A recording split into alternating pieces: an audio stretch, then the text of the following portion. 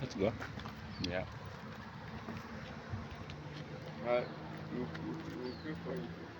Hmm? So I don't know the amount of it. Say again? Like it takes before you enter some place. Yeah, there are some people there waiting for us. Let's hear what they have to say. This slave, the original picture is in Kumasi. This one. There's a museum there. Yeah, yes, there is last one. The chi abankwa. Yeah, yeah. Ah, the muso no amanfo bia bro. Ebi no musu kusu bre. Era bia ne ne die. Tam no musu die. How are you? I'm good, sir. How are you? Good, good. You're back? Look at you. You remember me. Why not? I do. Look at this guy. He remembers me. I'm back and I decided to wear different so that you don't remember me. Oh, yeah. That's interesting. Yes, sir, boss. Oh, Mikaino. Namie. Bahada. Bahada. Where sure.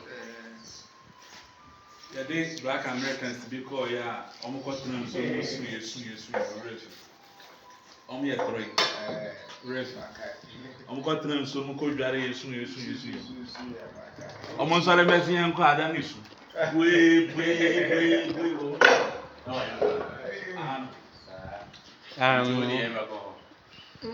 Some more time there. Yeah, I'm back, but I cannot speak your language, so I will speak English. You see, all these guys here are labored, puller. They are from work. Now they want to start the weekend, and they want to start the weekend here. Okay? Maybe after this, they will tell you who puller is, who are they campaigning for. But that's not important this particular point. What they need to know is about the history of these players, the whole story, up to the river, which myself I know. I'll be their cameraman today. So basically, guys, one, let's listen to him. Your name again? Kwame. Let's listen to Kwame, because even if we go around ourselves, we may not understand anything. And he's going to tell us what is expected of us, including Thomas. Yeah, including yes, what is expected of us, including what we need to see, or if there is any payment to be made, what would that be? Kwame? Yes, sir. So I guess we will start with the history, and when we come back, we deal with the payment. We deal with what? We will start with the history and what we need to see. When we come back, we deal with the payment. Okay, that would be great. We will handle that. So, go ahead. All right, guys. My name is Kwame, just like he said. I'm going to be a site guide here at the Seamansu Slave Market in the Riverside. This particular site happened to be the last place our ancestors who were held in captivity in the chains and shackles were brought to for their last ever bath before they were sold to various buyers to be sent to the various dungeons and eventually shipped out of this place. In the memories of the ancestors, usually we take a minute of silence so that we honor them. They've suffered the chains and shackles walking from the northern territories of Ghana, Salaga, all the way down south, and that was about 400 miles and above. Today I want us to take just 1 minute of our time to have this silent moment for them, and after the silent moment I will say may their souls rest in perfect peace. We can choose to respond by saying amen, or we use the Pan-African word, which is a Yoruba word that is accepted by all these Africans in the diaspora as Ashe. Ashe literally means the same thing as amen, which is it shall come to pass. So please, Ashe, let's take a minute of silence, please. Without breathing. Oh, you can breathe. You can chew on your food too as well.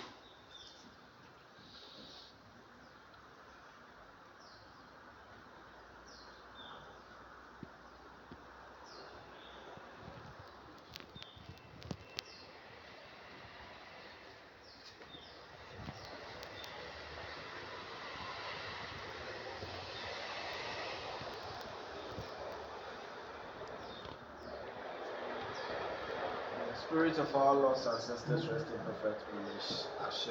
Ashe. Alright. An awareness of our past is essential to the establishment of our personalities and our identities as Africans. And that's a quote from Haile Selassie. From Marcus Mosiah Garvey Jr. That quote was actually borrowed by Bob Marley in his song, "Emancipate yourselves from mental slavery. None but ourselves can free our minds." On this land, among the people of Benin, Togo, and Ghana, we have this common proverb which stated, "Until the tales of the hunt is told by the lions, the hunt will always glorify the hunters." This is an African proverb. But each time I read these proverbs or statements, if I feel like they are talking to us as Africans directly, the history of the transatlantic slave trade, the survivors were supposed to be telling it. But after so many centuries of our ancestors being enslaved and shackled out of this place, slavery came to an end. We were free to go by doing our normal activity, but the one thing that we failed to do is to tell our stories. Sometimes Africans in the diaspora will want to tell it the way they want it to be told, but a group of people were fighting against them, and so they call their history critical race theory. Africans are coming back home nowadays to learn their history from Africa. For that, most of them start from Asemansu, the transatlantic slave trade. Others will go to the Northern Territories and through the Asante Kingdom before coming here. In the history of the transatlantic slave trade, our ancestors were the ones who were enslaved and moved for so many miles. But before the arrival of the Europeans onto this land, our ancestors have already fought among themselves. These tribal wars, territorial expansions, and then different other games brought in so many victims of wars, of which they never enslaved. During that time, after the wars, the people were inducted into the cultures.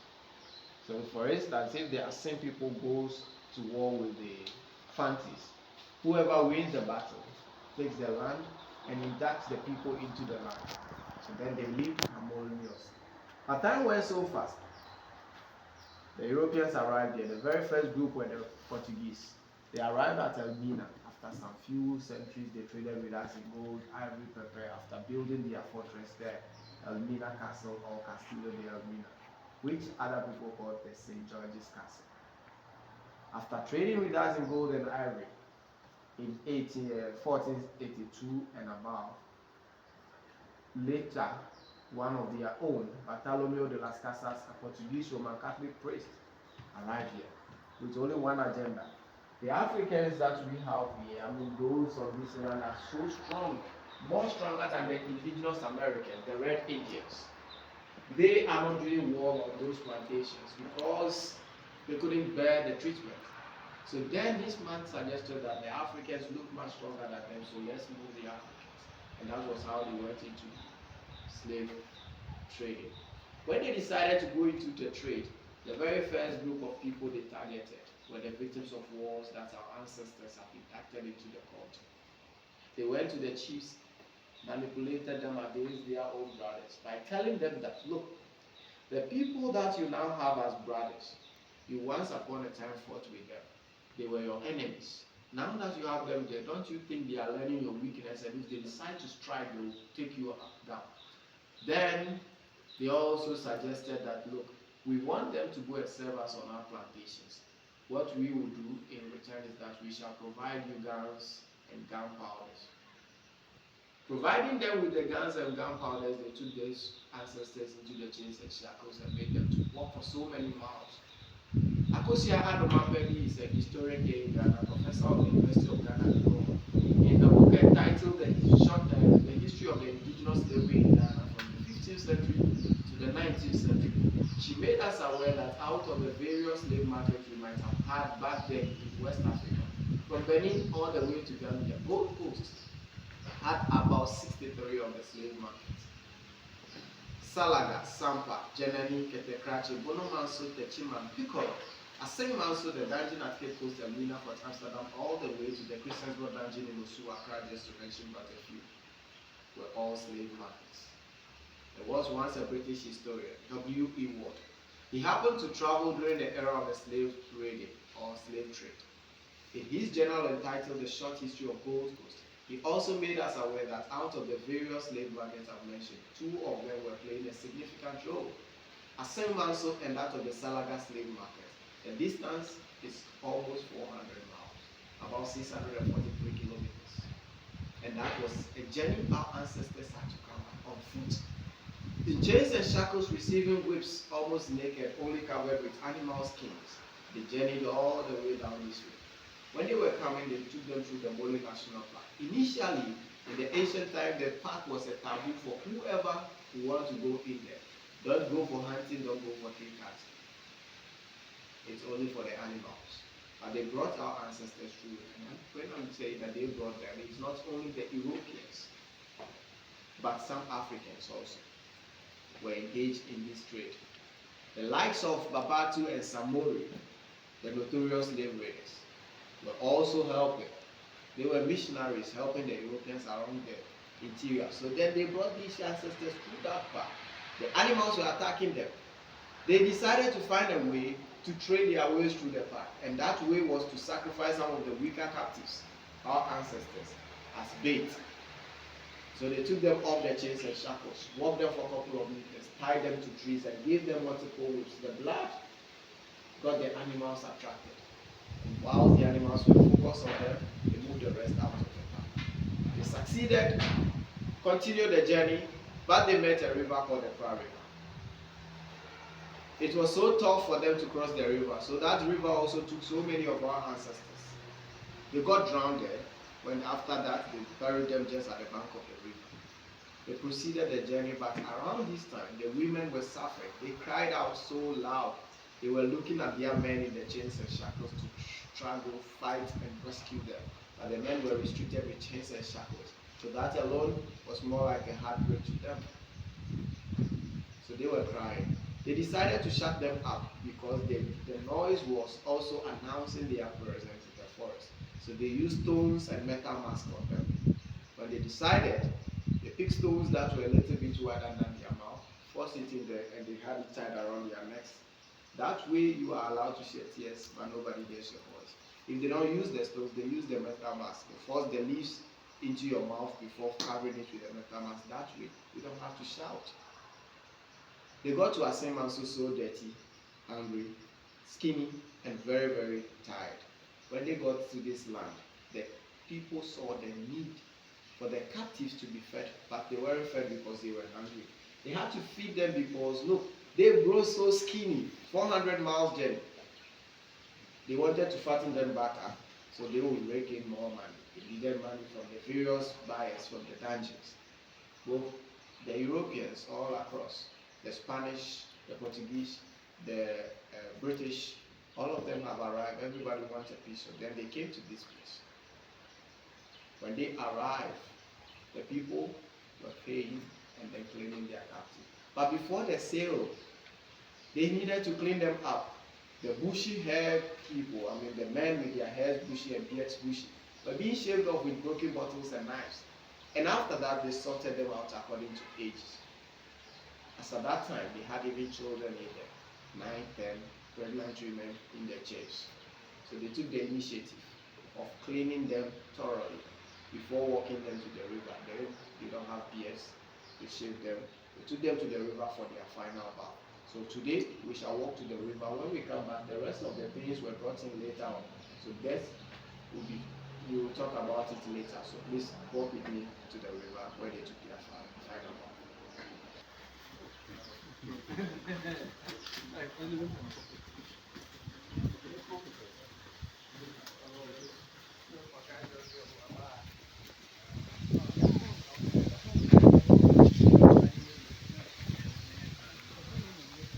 So the path to the river is this. Some descendants of Africans from US, Europe, and then some from Asia. They come to this region in December, South Africa. The reason being that we still have the same DNA of our people who are ancestors. So when they come back, they begin to think that if they put the feet on the ground with the soles of their feet touching the ground, their DNA is connected back to the soil. For that, their ancestors also get to till the land. They were deprived of this land for a very long time, probably 6 centuries ago. But when they have returned back, they went back and then they walked around the area. They walked all the way to the river. The path is more wider than the ones the ancestors declared it just for them to feel comfortable without even their shoes. They could go in there and then not hesitate of being harmed by any other plant. And one other reason is that we don't know which plant they are allergic to. So then the path needs to be a little bit wider. We don't want any reaction that will give the place a very bad name. So then this is the way they walk. When they walk, the only thing I ask them to do is that just imagine that your ancestors in those chains and shackles decided to give up. It's either they chose the sea or they break down without continuing the journey. They will kill them, they die. Where would you be? Nowhere. You wouldn't even be born. So then you think of that. That's a sacrifice somebody has done so that you will be alive today to return back to this continent. And even you, it took you so many years. Somebody has been planning this trip for about 50 years. You got here at the age of 90. Meaning he decided to come to Africa when he was 40. And it was on his 90th birthday that he managed to get to Africa or to Ghana and to walk here without his shoes. And he was so happy. So such people still believe their ancestors are pushing them towards the continent.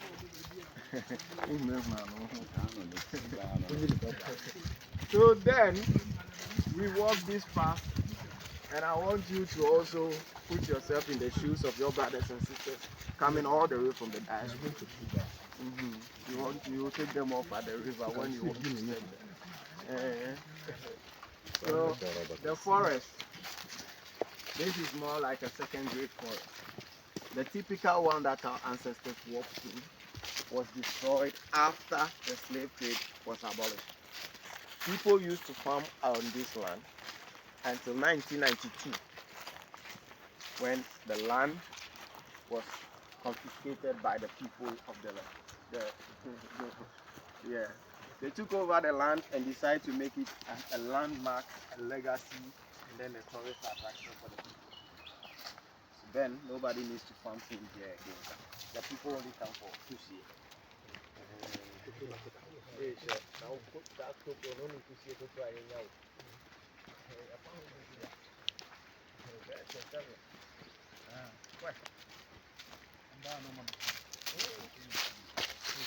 So then, there is something I want to show you here. Look at this. It's very, very, very fun. Yes, and this is not that old. So then, these are older ones. When they are like this, and imagine you are in chains and shackles, your hands are chained like this. Your legs, And you are passing by, and this thing finds its way beneath your skin. It just catch you wide open, it tears you up. And you are not going to be attended to. Nobody will take care of the wound. It's left unattended to, it starts rotting. Before you realize, you lose a hand. We don't have to put anybody through that. These are some of the things. These things always cross the road, so we cut so that we could get away through. And these are some things we don't have to go through again. So this one, you want to try it. So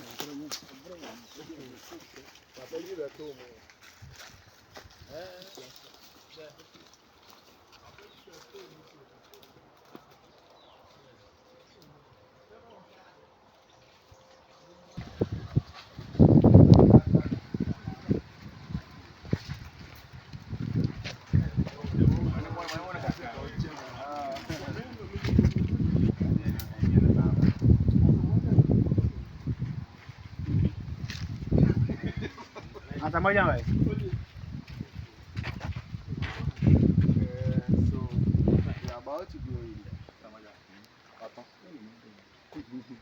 We are about to go in there, and this particular site is called a storeroom. Now we shall go in and do whatever we need to do at the river. Usually people come and they want to pour libation, but it's unfortunately we are all Africans who are returning back to this place to learn some bit of history, and we don't have the snap with us. We walk quietly, but before we walk, I want to show you something simple. There's a way that our ancestors were walking through the forest. So, gentlemen, you are going to be in front with your bag. Will you lead the group, or you want to come behind? You are always there. Okay, put your hands on his shoulder. Both hands. Don't you have to take it off? Or you want to take it off? Yeah. So you hold it tight. I want to show you something. It's going to don't. I will not say you should hold it like this. Okay. So if you are not going to take pictures or videos, so you need to put it. I want to show you that. Look, these chains are going to serve as the chains that with your hands on the shoulders are going to serve as the chains around their necks. And this is already in motion. So right here, last week forward. So was this structure there, or is a modern? This one was built later. Which year? These ones were built in 1998. So then we are going to walk. When the first person moves and you don't move, you are going to drag them behind. You see that he is going to come back this way. Chop. But then we maintain the peace by walking systematically, synchronize with each other. So let's go. Slowly. So imagine, look at them. So imagine you are in the chains and shackles like that. That is how you are supposed to walk. So your people will be safe.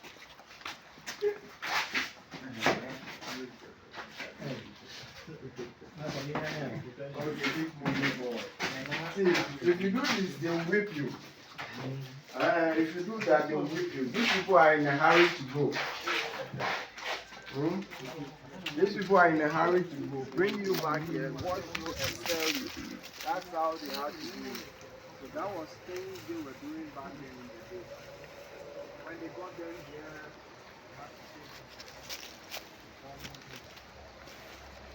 they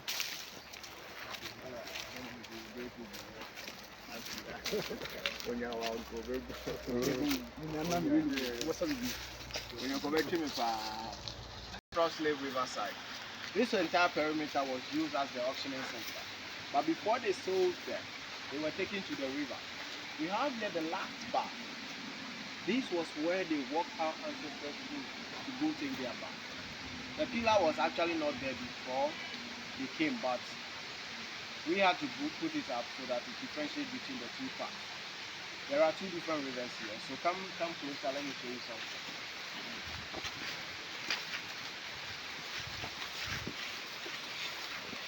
If you look down there, you realize a portion of the river is flowing. Some parts is more like it's stable. This part. So stable and it's not, it doesn't look like it's flowing. But that river flows so gently. This is another river from Ochimai in the eastern region. It flows very fast, and people were scared when they brought the captives here. They thought if they allow them to go to that part of the river will carry them away, or they will drown themselves. So then they restricted them from going there, but brought them to this part of the river, which has its source from this community. This river is called Donkonsio.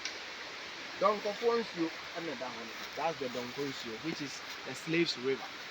That was where they sent our ancestors to go and take their bath as calm as possible. They were in there with the chains and shackles. They couldn't take care of themselves, like clean my own body, no way. So they were cleaning each other. When the people saw them, they thought they were consoling each other, so they separated them. After the separation, they used the ichi bamboo leaf as a form of brush to scrub them. After scrubbing them, they then pulled them up here. In the chains and shackles with the round metal ball, they left them. Allowed them a couple of minutes. Once they got dried, their bodies were applied, or they applied these particular ingredients on them. Shea butter or palm kernel oil. That was to keep them so shiny, to keep them looking attractive. The buyers will come here. After purchasing them, they move them towards the tree. Then if your hands are chained like this, they'll bring it behind and hook it to the chains around your ankle. So then you bend them like this before they even start branding your back, your shoulder, your chest, or your forearm. Wherever they want to brand, that is where they will choose to brand you. Once they were done, they walked these people for about 30 to 50 miles to the dungeons. About 48 kilometers to the dungeons.